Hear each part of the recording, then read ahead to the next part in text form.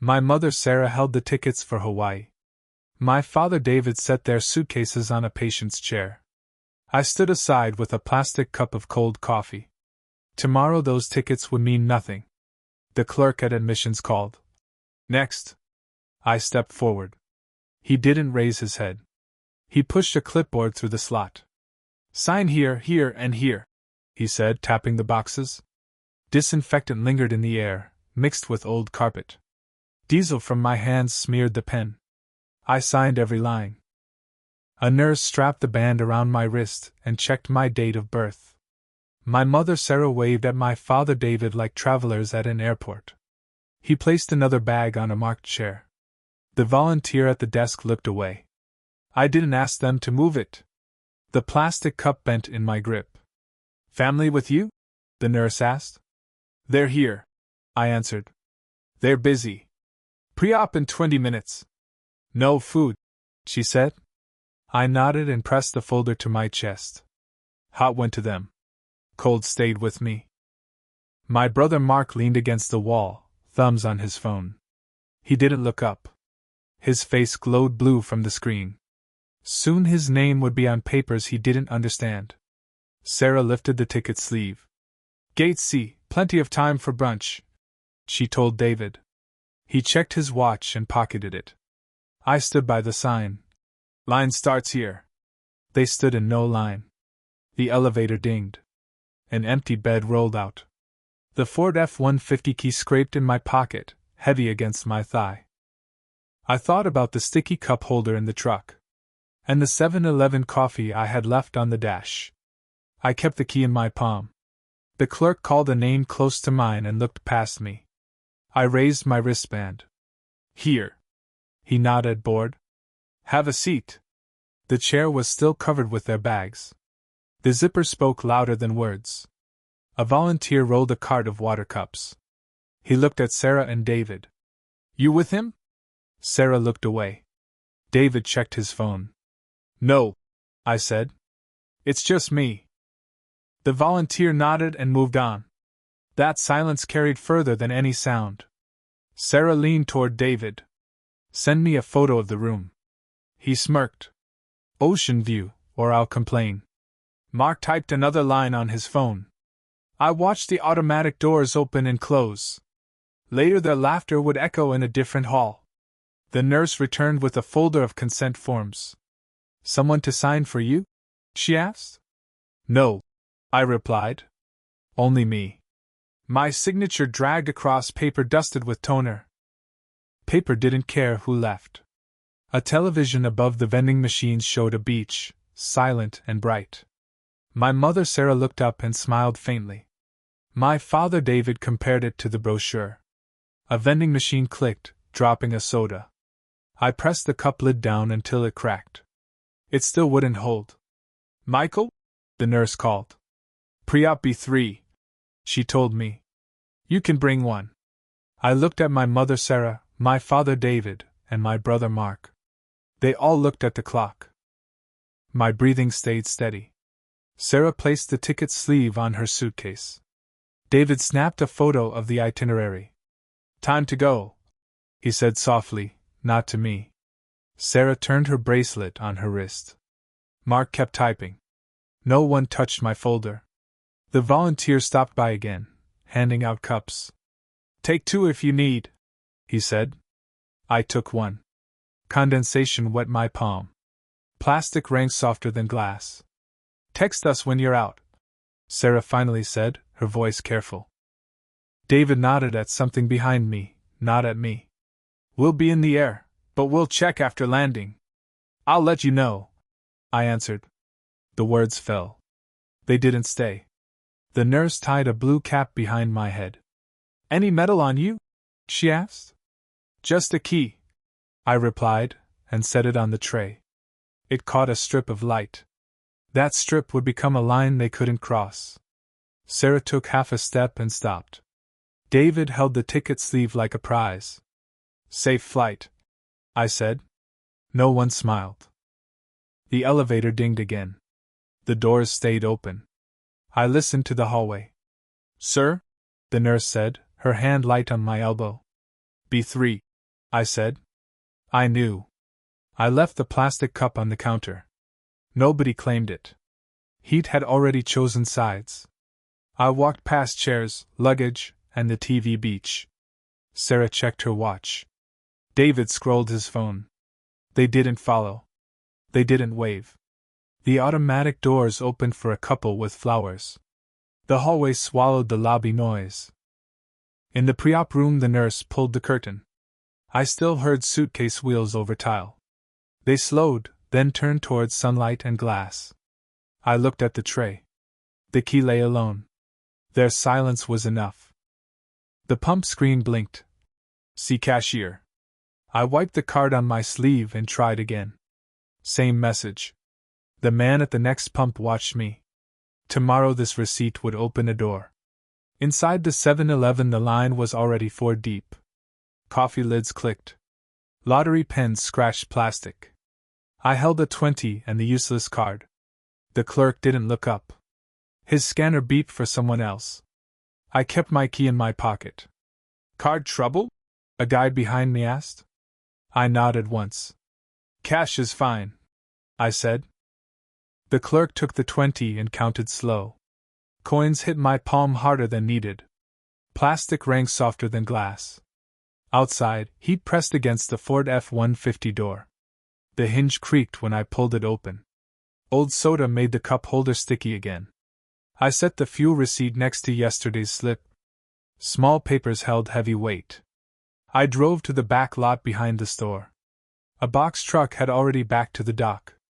I stacked flattened cardboard and cut plastic straps. Degreaser stung my knuckles until they shone. Work didn't ask how surgery felt. A manager waved from the doorway and handed me a sheet. Initial the line, he told me. No greeting. I signed with a blunt pen that leaked. The form smelled like toner and warm paper. Later, signatures would speak louder than voices. I hauled 3 carts across the hot asphalt. Each wheel squealed at a different note. A teen filming on his phone trailed the line. Still working? He asked. I kept moving. I didn't give him a scene. At noon I parked under the one thin tree. The shade missed the windshield by a foot. A Whataburger bag held a cold burger. Ketchup stuck to my fingers and wouldn't wash. The radio crackled and then went quiet. My mother Sarah texted a beach emoji. My father David sent a photo of a menu. My brother Mark wrote, "All good?" with no punctuation. I put the phone face down on the seat. Silence was cheaper than answers. Back inside, a pallet jack needed boxes lifted by hand. Cardboard dust coated my shirt and throat. A metal band cut my wrist where the hospital tag had been. I tugged the gloves tighter and finished the row. The scanner chirped each label like it meant victory. I clocked out with a short nod from the foreman. He slid a small cash envelope across the desk. I counted the bills once. They were correct. The receipt curled as the register tape cooled. I flattened it by habit. At Wells Fargo I waited behind 2 people. A screen looped a savings ad on repeat. The teller smiled the practiced smile. "Deposit?" she asked. "Deposit," I answered. Her stamp landed clean on the slip. The lobby smelled like air freshener and coin metal. A child tapped the window with both hands. His mother apologized to the glass, not to me. I moved 1 step left to give them space. Space rarely arrives by itself. Outside, my Uncle John pulled up and killed the engine. He wore the same clean work shirt as last time. He opened the passenger door from inside. "Ride along?" he asked. I nodded and climbed in. His truck felt like a quiet room. John handed me a stack of clear folders. "Keep originals separate," he said. "Copies in these. Dates on the back. Time if you remember." "I got it," I answered. He drove without music. The folder would outlive their stories. We stopped at an office supply store near the UPS store. John bought a thin black marker and passed it to me. "Write slow," he said. "Print, not cursive." I nodded. That was enough. Short advice stays longer. On the way out, we saw Sarah and David through glass. They were at a table near the window. Sarah held Emily's hand and pointed at a dessert. David laughed at something on Mark's screen. They ate warm. I stayed on the sidewalk. John touched my sleeve and kept us walking. No scene, he told me. Not here. I know, I said. My voice stayed even. We passed the window like it was a mirror. They didn't look up. Back at my place, the porch light flickered twice. I placed the clear folders on the kitchen table. Receipts to the left, fuel first. Bank slips to the right, most recent on top. Order arrived 1 page at a time. I wrote dates on the backs, months spelled out. Time and numbers, down to minutes if I had them. Staples aligned on the top edge, never the corner. I pressed each set flat with the spine of a book. The table turned into a quiet map. I added the cashier tape from the 7-Eleven. The ink was faint, but the time showed. I circled it once with the black marker. Next to it, I wrote the pump number. Small lines proved bigger things. I opened the glove box and pulled last week's stack. The paper edges rasped like sand. I grouped them by place: 7-Eleven, Wells Fargo, warehouse. 1 folder per place. 1 date per line. Nothing got guessed. Everything got placed. The phone buzzed. A photo from the beach. Emily held a shell. Sarah tagged the location. David wrote, "Perfect day," with 3 dots after. I locked the screen and set it down. Dotted lines weren't facts. I washed my hands at the sink. Degreaser smell rose again when water hit skin. I dried with the towel that used to be white. The Ford key lay by the faucet where I'd set it. Metal remembered what people forgot. I sat back at the table and checked each stack. Fuel slips lined straight under the edge of the folder. Bank stamps faced up, never sideways. I wrote totals in small numbers near the corner. Numbers didn't blink. John called from the truck outside. "You got it set?" he asked. "Set," I answered. "Keep your key where you can see it," he said. I placed the key on top of the papers. I made one more pass through the piles. Time. Place. Amount. Witness if there was one. I wrote, "Clerk in blue cap," under the 7-Eleven receipt. Under Wells Fargo I wrote, "Teller 2 and lane." 1 line would matter more than voices. I slid the finished folders into a plain cardboard box. No labels on the outside. Only order within. The box fit on the shelf above the coats. The door latched. The key stayed still. The red number board clicked to 42. My ticket said 73 in black ink. A door opened on the side and 2 people went in. My mother Sarah and my father David didn't take numbers. I sat in the county records chairs with a plastic water cup. Tomorrow the number on my receipt would count more than names. A kiosk spat another ticket for the man behind me. The printer smell mixed with dust and floor cleaner.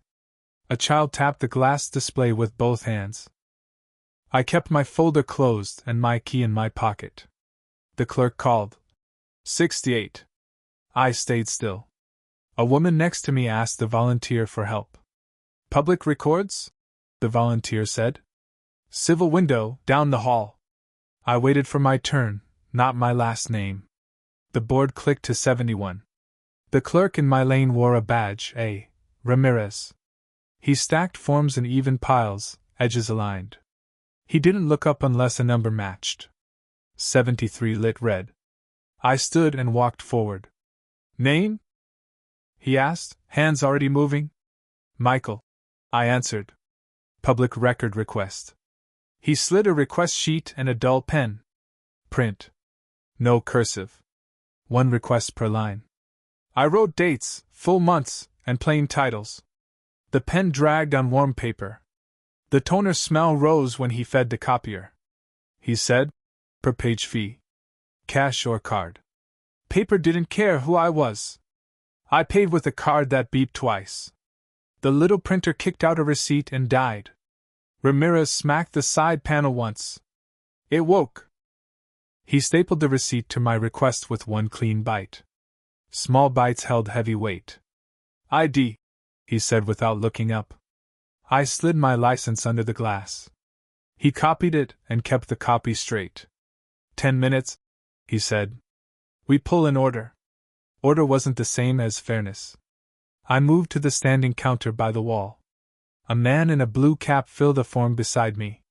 We used the same shared pen, chained to the stand. The chain clicked each time it returned home. The side door opened again. Sarah and David stepped out with a woman in a blazer. The woman pointed them to the cashier without a number slip. Sarah nodded like she owned the hallway. David kept his phone in his palm like a pass. They walked past me and looked through me. Next for cashier, the woman in the blazer said. Public pays their staff this way. My brother Mark hovered behind them, face in his screen. He almost bumped my shoulder and didn't say anything. Soon his signature would sit under a line he didn't read. Ramirez called my first name again. Copies are coming off now, he said. The copier hummed and spit warm pages.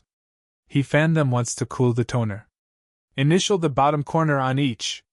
I initialed small, same angle each time. He stacked my set and clipped it. Need certified? He asked. That's extra. Yes, I said. He nodded toward the notary window. The notary worked in a glass cubicle. She wore a lanyard with a round stamp. 2 copies certified, I told her. She checked the staples, then checked them again. Staples had to be right the first time. She pressed the seal, turned it, pressed again. The paper buckled under the circle. She wrote the date in block numbers. I watched her pen pause between month and day. Later, that pause would match a timeline. Cashier, she said, sliding a payment slip. The register tape curled when it printed. The cashier tore it fast and bagged my copies. The bag was thin and crinkled like dry leaves. I kept the bag on my lap. In the hallway, Sarah and David stood near the stairs. Sarah held a folder the color of fresh money. David tapped a text without lifting his eyes. They moved when the staff door opened again. They didn't open their folder in public. I stepped aside as they approached. Sarah glanced at the volunteer over my shoulder. Restroom? She asked him, not me. He pointed down the corridor with 2 fingers. They passed close enough to read my name tag. They did not say my name. Back at the counter, Ramirez waved me over. You'll want digital scans too, he said. USB? I asked. Or email? USB preferred. Cleaner chain, he said. Clean chains left clearer tracks. I bought a flash drive from the little vending case. The plastic shell cracked as I opened it. Ramirez plugged it into a desktop by the copier. The scanner light slid under the glass in steady bars. He named each file by date and courthouse code. I watched the folder grow by one, then another. He ejected the drive without rushing. Check the files before you leave the building, he said. I checked them at the standing desk. Each file opened. Each date matched the paper. Times were stamped to the minute. I wrote those minutes on the back page by hand. Minutes mattered more than stories. In the corridor, a security guard rolled past on a chair. The wheels clicked over the metal seam in the floor. I waited for Sarah and David to reappear. I didn't wait long. They came out with Mark in the middle. Sarah's hand hovered near his elbow like he needed guiding. David pressed the elevator button with 2 knuckles. Mark kept his eyes on the phone light. I moved 1 step toward them. No one moved a step toward me. The elevator doors opened with a bell. A crowd pushed out and split the space. Sarah and David slipped into the gap without looking up. Mark followed, still typing. Later, a hallway like this would be quieter. I left through the front doors into flat afternoon heat. The Ford F-150 sat 2 rows out. I set the county bag on the passenger seat. The bag crackled against the old seat cover. On the way home I stopped at the UPS store. Notary available? I asked the clerk. Back in 10, he said, pointing to a clock. I bought a thin folder and a pack of tabs. Tab colors kept hands honest. The notary returned and checked the county stamps. "You want a copy of my ledger?" she asked. "Yes," I said. She ran the page through the scanner. The printer warmed, then pushed out a single sheet. I paid and kept the receipt straight. Outside the door, two teenagers argued about a shipping fee. The clerk stayed calm and circled a line with a pen. The circle ended where the number lived. I drove home without the radio on. The porch light flickered and then held. I brought the county bag to the kitchen table. I washed my hands and the degreaser woke on my skin. The table already had order from yesterday. Receipts left, bank slips right. I added a third stack, county copies certified on top. USB drive centered above them, cap off. I wrote dates on the back of each certified page. Time, source, location, one line each. County records, window 2A, Ramirez. I wrote. Same hand, same angle, same corner. The repetition steadied my breath. I stapled the notary ledger copy to the fee receipt. Staples lined to the edge, never crooked. I placed the UPS store receipt behind them. I pressed the stack flat with the spine of a book. I opened the flash drive on the old laptop. Files matched the paper. I copied them to a plain folder named by the date. No punctuation. No spaces. Just numbers. Numbers didn't pretend. My phone buzzed on the counter. Sarah posted a beach photo with a caption. David added 3 dots again. Mark added a laughing face to himself. I turned the phone face down. I pulled the box from the shelf above the coats. Clear folders waited inside, edges even. One for fuel. One for bank. One for county. I slid the news stack into the county folder. The cardboard rasped when it closed. I took the key from my pocket and set it on the top sheet. Metal made a small sound on the paper edge. The room was quiet enough to hear it. I let my hand rest there 1 second. The sound held steady. That was all I needed. The DMV doors slid open and shut on a timer. Numbers flashed on a screen above the counters. I took a ticket from the dispenser and stepped aside. A man without a ticket went through the appointments only lane. The clerk waved him forward. I kept my place. Tomorrow a stamp time would outrank a last name. I stood by the wall near the forms rack. Ballpoint chains clicked against metal posts. Floor polish covered the smell of old paper. A child dragged a plastic chair 1 square across the tiles. The board changed to B042. My slit showed B057. A woman at the next column breathed into her hands. She held a stack of renewals and a baby monitor. The speaker crackled and called someone who wasn't here. B049 appeared. The line groaned and then settled. A supervisor opened a side gate and let 2 people through. They had lanyards and a printed email. The rest of us didn't. B052, then B053. I checked the folder under my arm. County copies were tight. Tabs were even.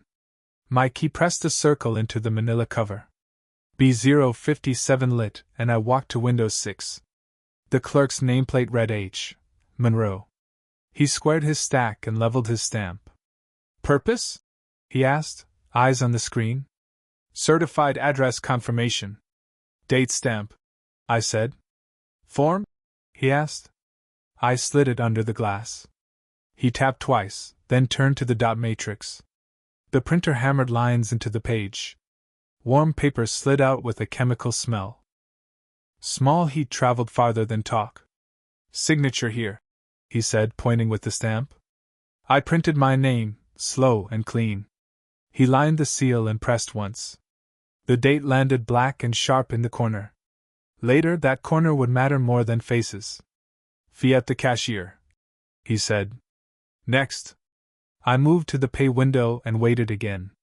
The cashier tore a strip of register tape. The curl pulled back as it cooled. I kept the tape flat with my thumb. A door to the staff corridor opened behind me. My mother Sarah stepped out with a worker in a vest. My father David followed, phone raised like a badge. They walked past the waiting chairs to the exit. They didn't pass the number board. Outside, heat bounced off the hood of the Ford F-150. I set the DMV receipt on the passenger seat. Fuel, bank, county, DMV, one line each in my head. The key clicked against the ring when I turned it. The click said we were still moving. At Wells Fargo, the line was shorter than usual. A man argued about an overdraft at window 3. The teller at window 2 waved me forward. "Deposit and a notarized copy," I said. She checked the ID through the little drawer. "Sign the log," she told me, sliding a ledger. I printed my name and the time beside it. Her stamp landed twice, careful and square. Numbers didn't blink. I counted the bills before the glass. She nodded once and fed them to the machine. The screen flashed green, then cleared. She passed the receipt still warm from the printer. Warm paper was easier to hold. My Uncle John texted, "Front lot." He sat in his truck, windows down, engine off. He lifted a small cardboard file box onto his lap. "Originals separate," he said. "Don't marry them to copies." I nodded. "Originals breathe alone." "Good," John said. "Dates on backs. Tabs on the right." He handed me a fresh pack of clear sleeves. Blue tabs for bank. Red for county. Yellow for state. Color kept hands honest. A patrol car rolled through the lot, slow and quiet. The officer looked at John, then me, then kept going. John didn't glance up. He pointed at my folder spine. "Write the month. Not code. Letters," he said. Short advice stayed longest. We drove to the post office on Maple. Inside, the line bent once around the bins. A clerk at window 1 called. Next with tracking. I bought 2 flats and a book of stamps. "Receipt?" the clerk asked. "Yes," I answered. She fed the label through the thermal printer.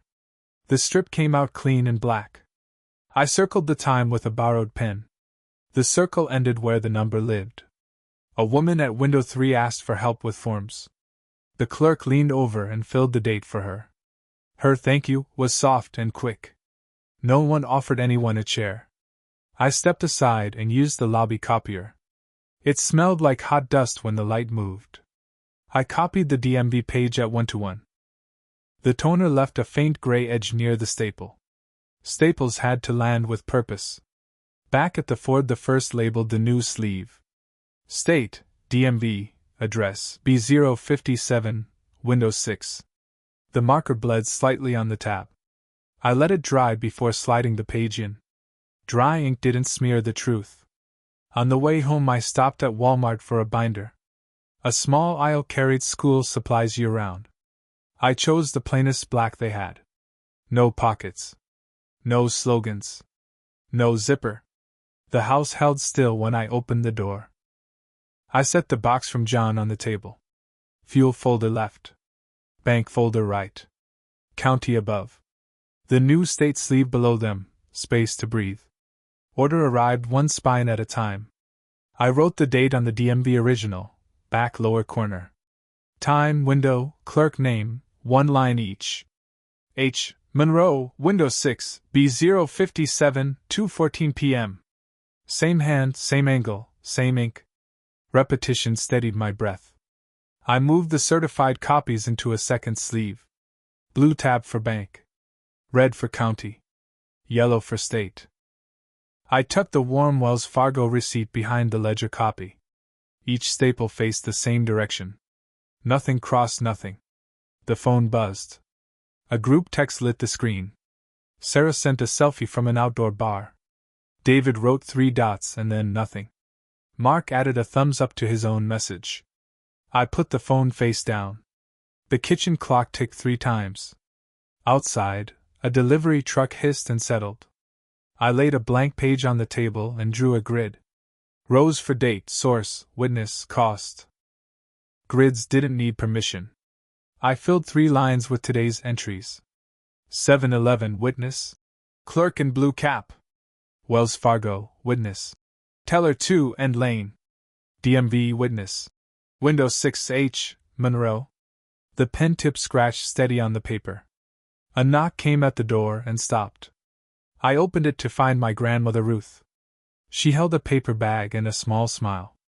"Soup," Ruth said. "And tabs if you need." "Thank you," I said, stepping aside. Ruth looked at the table without touching anything. "Looks right," she said, soft and certain. "Keep the originals away from the stove." Ruth's advice fit with John's. She left before the soup cooled.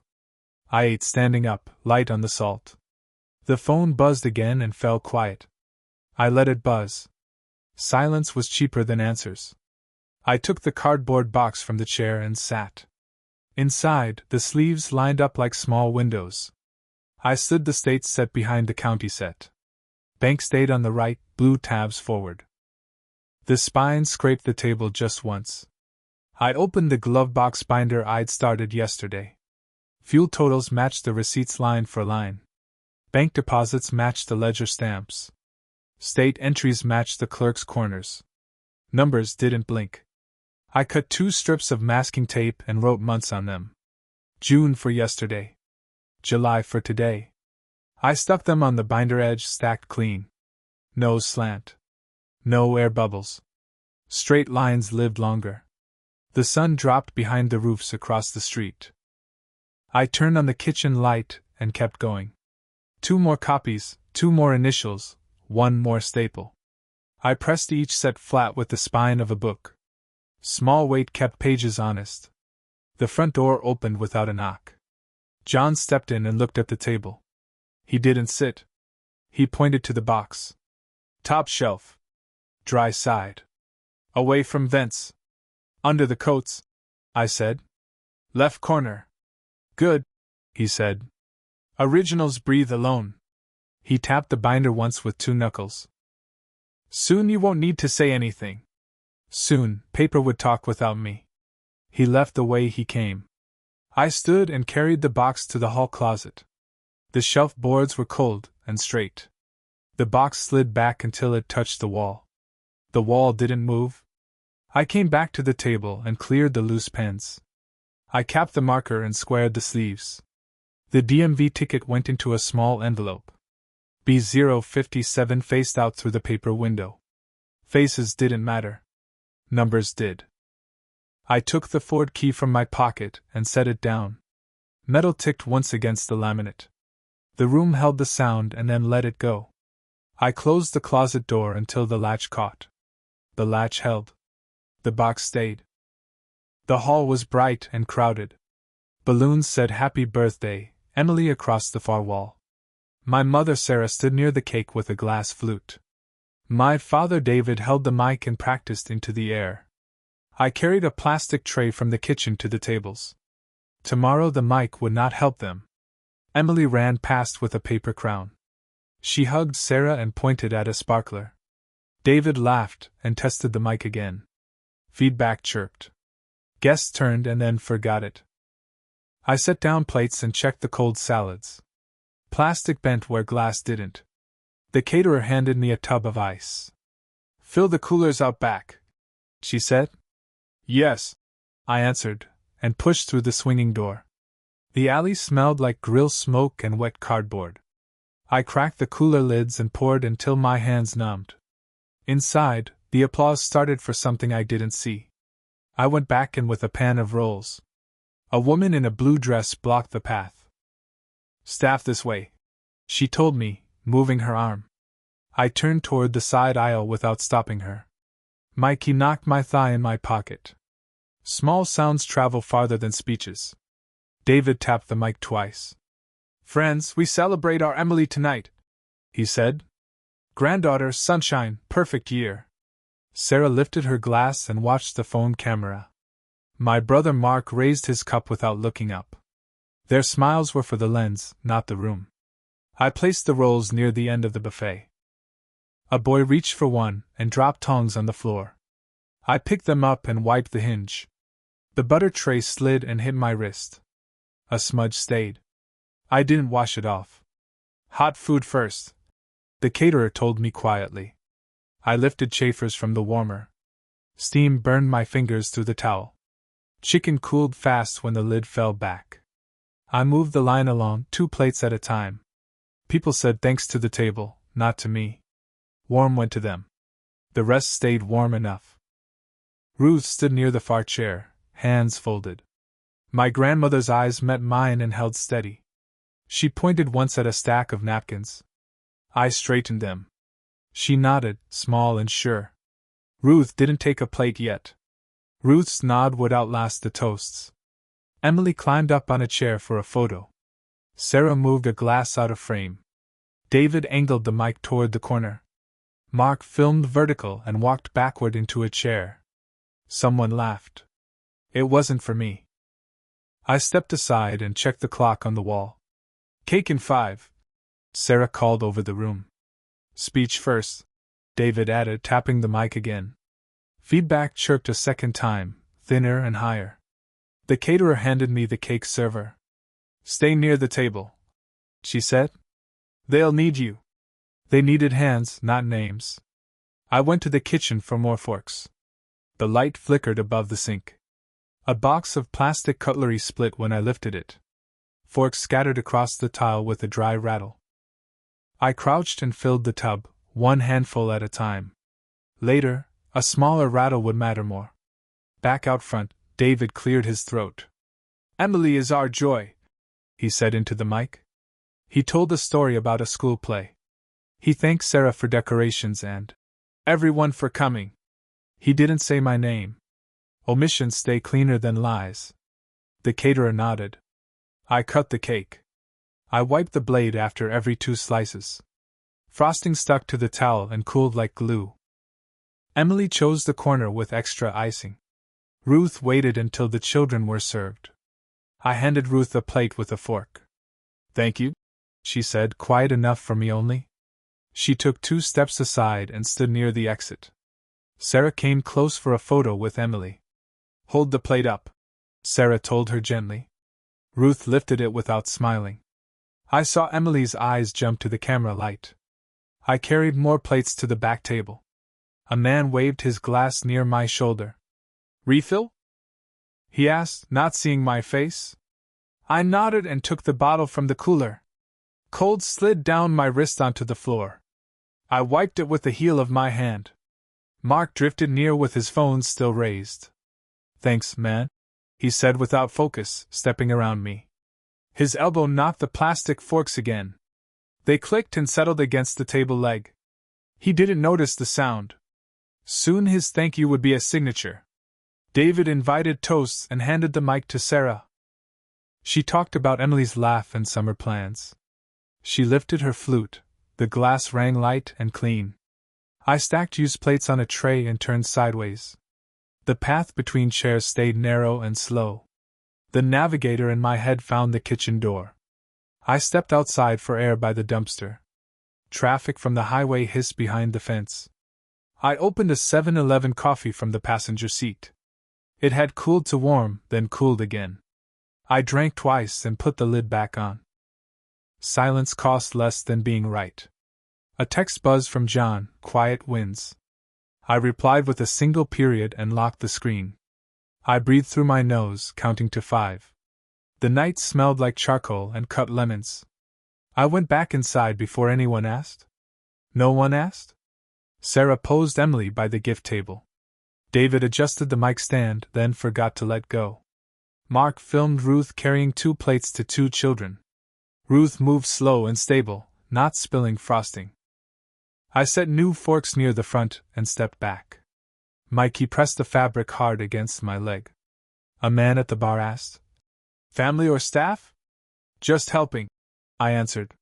He nodded like he'd known the right answer already. He turned toward the glass rack and ordered another. The bartender filled it carefully to the line. Glass rang where plastic didn't. The caterer tapped my elbow and passed a towel. "Wipe the corner table," she said. I did, and stacked napkins fresh and square. Emily thanked me in a small voice. Sarah smiled for the camera and didn't turn. Later, thank yous would land on paper. David lifted the mic again for a final toast. "Let's all raise a glass," he said. I raised nothing. I held the cake server flat. Ruth raised her water and looked at me once. The rest looked at each other. I walked the server back to the kitchen. The dishwasher rattled through a cycle. Steam fogged the little window in the door. I set the server on the rack and dried my hands. The paper towel tore halfway at the perforation. I took the other half without trying to match edges. I don't match edges for show. When I came out, people were leaving. Gift bags rustled and car keys chimed. Sarah hugged two neighbors near the arch of balloons. David shook hands with a man from his office. Mark filmed his own shoes and laughed at nothing.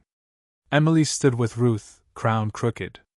I walked to the table and checked the trash levels. The plastic liners were half full, not bursting.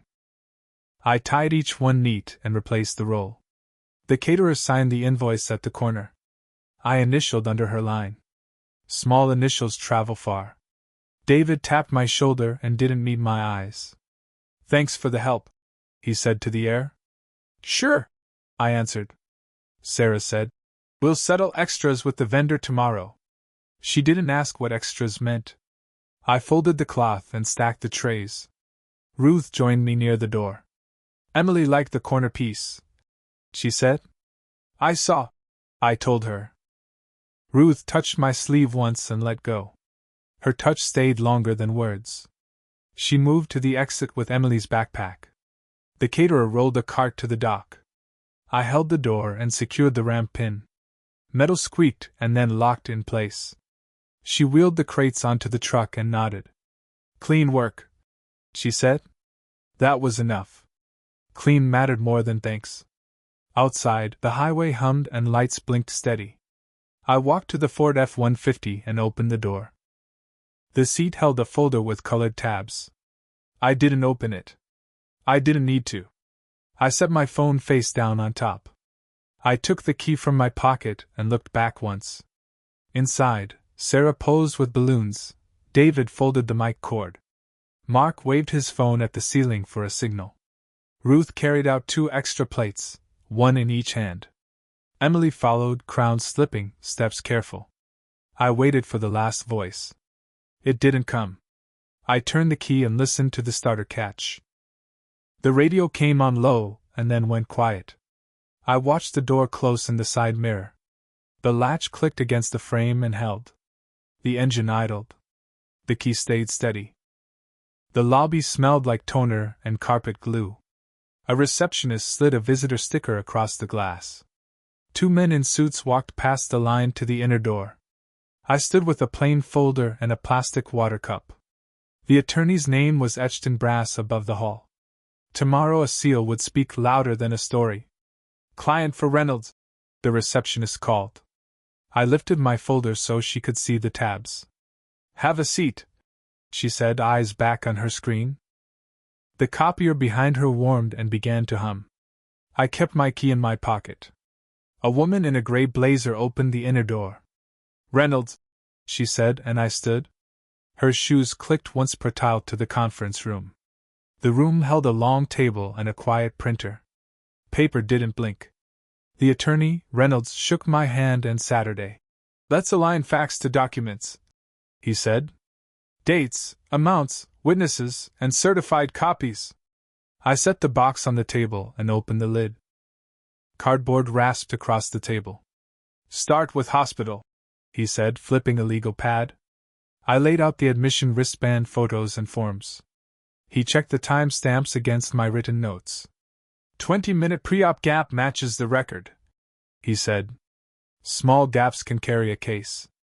We moved to the fuel and delivery stack. Receipts from 7-Eleven, witness. Clerk in blue cap. Warehouse sheets with initials and degrees or stains.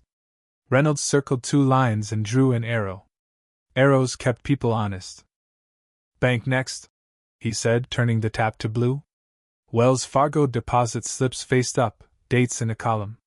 A ledger copy sat under the warm receipt. He matched the teller code to the stamp on the back. "Consistent," he said. "No missing days." He loaded the flatbed scanner and fed the pages. Lights slid under glass and com bars.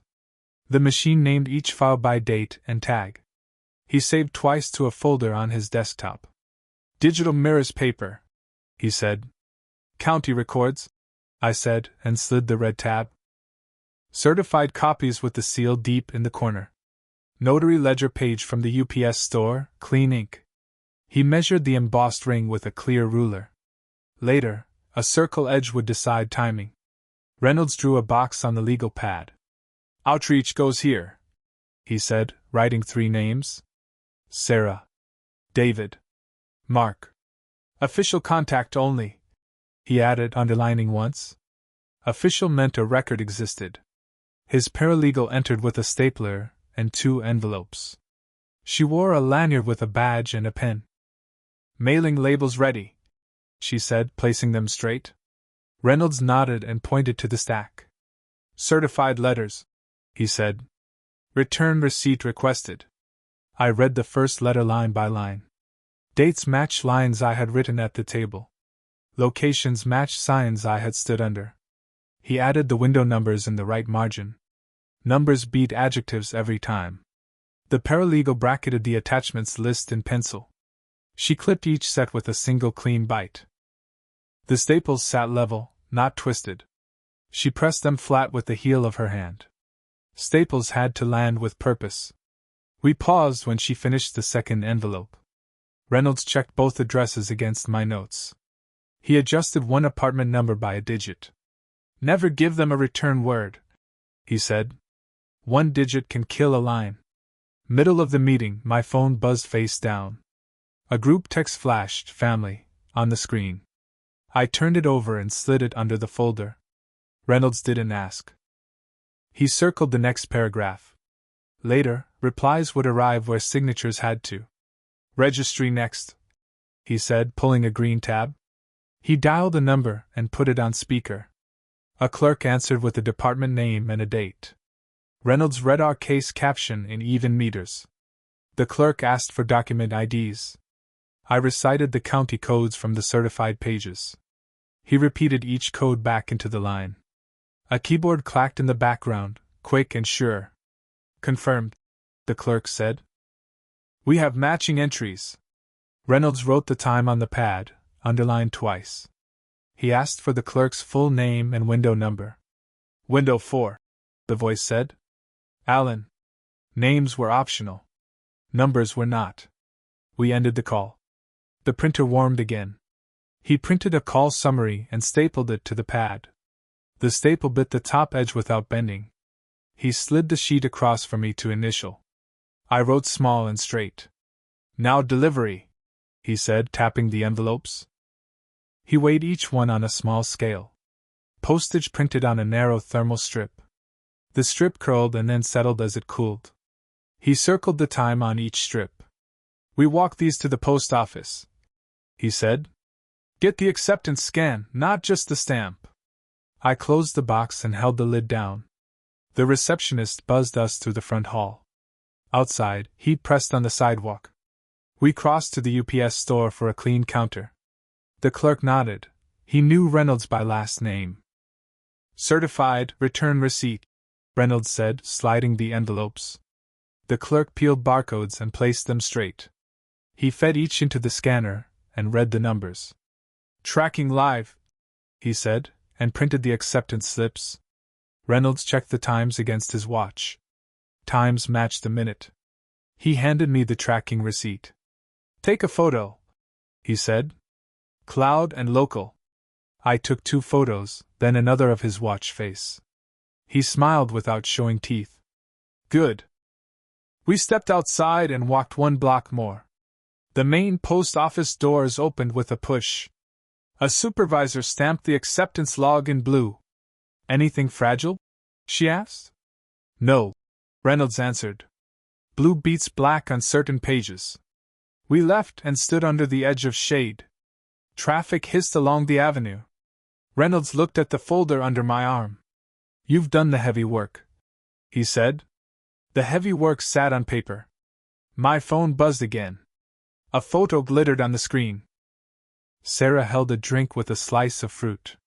David's caption used 3 dots and nothing else. Mark added a thumbs up to himself. I locked the screen and slid it away. Next steps, Reynolds said, counting on one hand. Hold contact. No confrontation. No replies except through me. Keep your originals in air, not heat. And keep that key where you can see it. Small things outlast loud ones. Back at his office, he printed out a timeline. Left column, date. Right column, source and witness. He set my notes beside it, line for line. Nothing hung loose. Nothing repeated. He stapled the timeline to a cover letter. Copies for you, one for the file, he said. The paralegal placed both into clear sleeves. She labeled the tabs in block letters, no abbreviations. Block letters held in court better. Reynolds stood and put his hand on the box. You'll get green cards back, he said. Signed or refused, both work. Either way, we have delivery. Edges, not volume, carried weight. I paid at the front desk. The cashier turned the receipt so I could read. I signed and pressed the pen down once. The register beeped and pushed the tape out warm. Warm paper was easier to hold. I drove to Wells Fargo and used the ATM envelope. Deposit, then a balance printout for the folder. The machine clicked and worked without comment. The slip showed numbers that matched my ledger. Numbers didn't blink. At home, the porch light held steady on the first try. I set the box on the kitchen table and washed my hands. Degreaser woke on my skin when water hit. I dried them on the towel by the stove. I opened the box and laid today's stack. UPS store acceptance slips went to the left. Post office acceptance went under them in order. The attorney's timeline sat on top, facing up. I wrote times on the back lower corners. One line each. Clean and small. UPS store, acceptance scan, 3:21 p.m. USPS Maine, supervisor stamp, 3:38 p.m. I pulled the bank slip and taped it to the ledger copy. Tape edges flush, no bubbles. I circled the total with the thin black marker. The circle stopped where the number lived. I took the key from my pocket and set it down. Metal ticked once against the laminate. I placed the green return receipt postcards beside it. They were blank and enough. I closed the box and pushed it to the dry shelf. The wood was cool and straight. The lid settled with a small breath of air. I listened for the latch in the hall closet. The latch caught. The room went quiet. The room had rows of chairs and a long table. A receptionist checked names against a list and waved some people through. Two men in suits walked past the line without stopping. I stood with a plain box, a clear folder, and a key. My mother Sarah looked at the door, not at me. My father David held his phone like a pass. Today the paper would speak without my voice. My brother Mark leaned on the wall, eyes on his screen. My grandmother Ruth sat 2 chairs back, hands folded. My Uncle John stood near the end, calm and still. Emily swung her feet and watched Ruth's hands. The fluorescent lights hummed and then held steady. A clerk set a pitcher of water on the table. Cups stacked in 2 uneven columns. Someone straightened one, left the other as is. I placed the box on the floor by my boot. Cardboard rasped once against the tile. Names were checked. Numbers were called. Counsel? A staffer asked, holding a clipboard. Here, my attorney said from my left. He carried a thin laptop and a thicker folder. He nodded once and took the seat beside me. The copier in the next room warmed and hummed. A door clicked softly, then closed again. Paper moved somewhere I couldn't see. I kept my key in my pocket and waited. The room stayed level, not friendly. A woman in a blazer took the center seat. Let's move through this by date and source, she said. No speeches, no stories. Just records. She looked at my folder, not at my face. Begin with hospital, she said to the clerk. My attorney slid the first set across. Wristband photo, admission form, consent page. Dates at the top, times in the margin. The clerk read each field under his breath. Pre-op B3, he said, checking the band. The woman made a small note on the ledger. Next, she said, not looking up. We moved to the fuel receipts, 7-Eleven, pump numbers. Witness lines printed in small block letters. Clerk in blue cap. Appears again and again. Small lines traveled farther than raised voices. Warehouse sheets followed. Initials in the corner, degrees or marks on the edge. The clerk turned each page the same direction.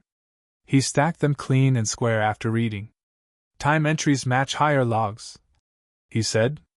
My father David shifted his weight and checked his phone. Sarah folded a napkin she didn't need. Mark filmed the carpet near his shoes. Ruth's eyes stayed on the table, not the people. John watched the page order, not the faces. Bank, the woman said, lifting a hand. Wells Fargo deposits lined up by date. Ledger copy first, warm receipt on top. The clerk read teller codes aloud and paused.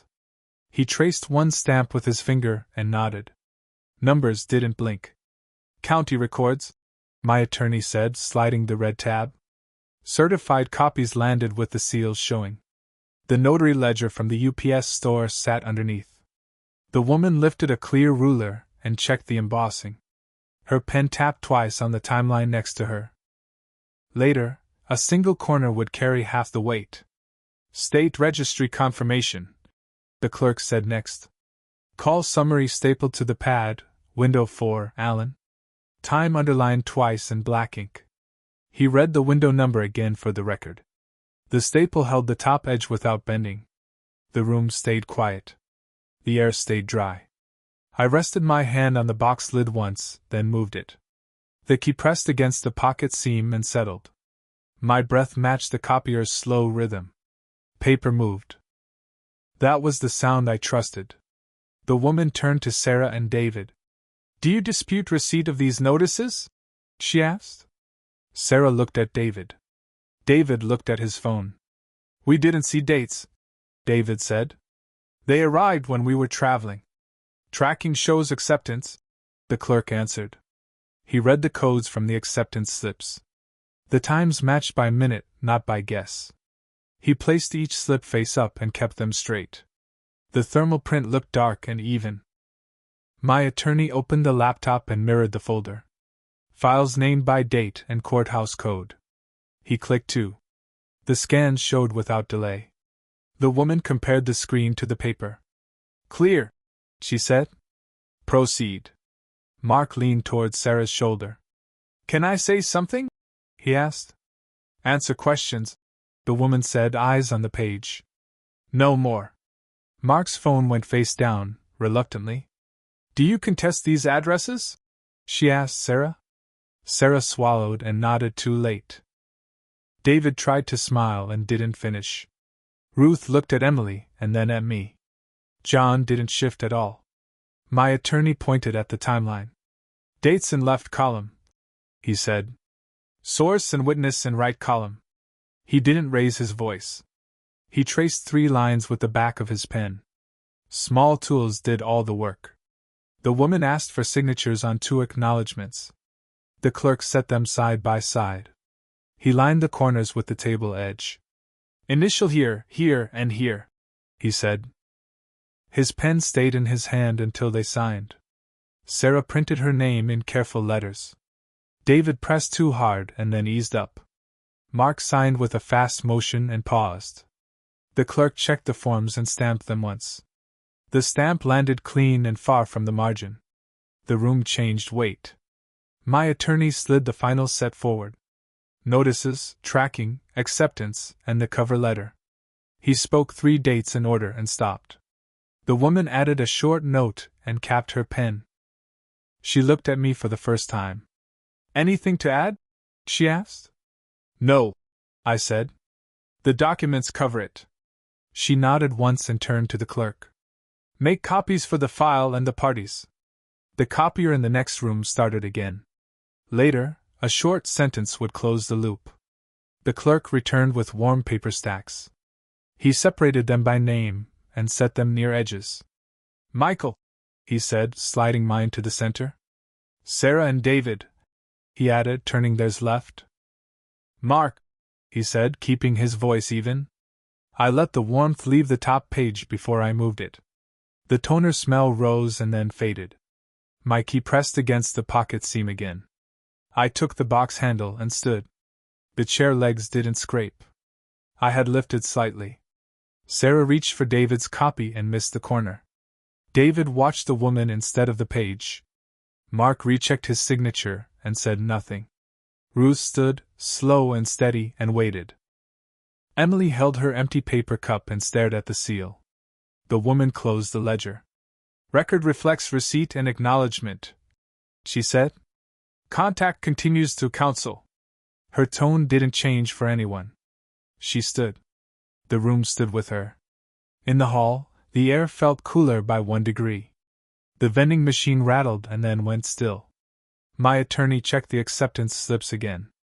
He tucked them behind the cover letter. Keep originals dry and flat, he said. We walked to the exit without extra steps. John fell in beside me and said nothing.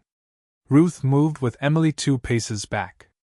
Sarah and David paused at the directory and whispered. Mark typed and erased, then typed again. Outside, the light hit the hood of the Ford F-150. I opened the passenger door and set the box inside. The sleeves showed their colors in a thin line. Red for county. Blue for bank. Yellow for state. I pressed the lid down and felt the edges meet.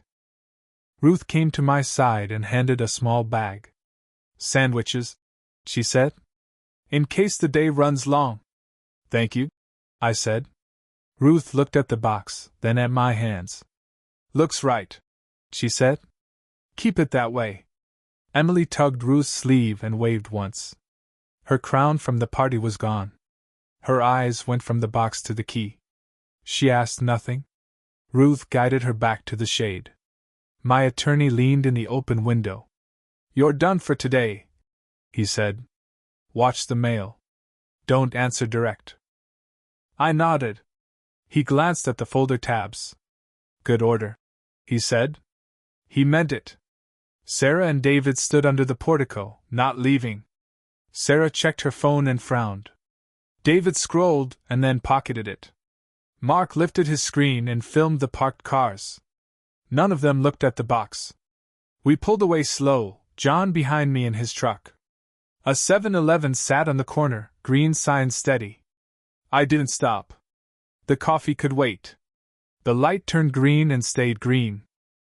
The lanes opened and stayed empty. At home, the porch light came on without flicker. I carried the box to the table and washed my hands.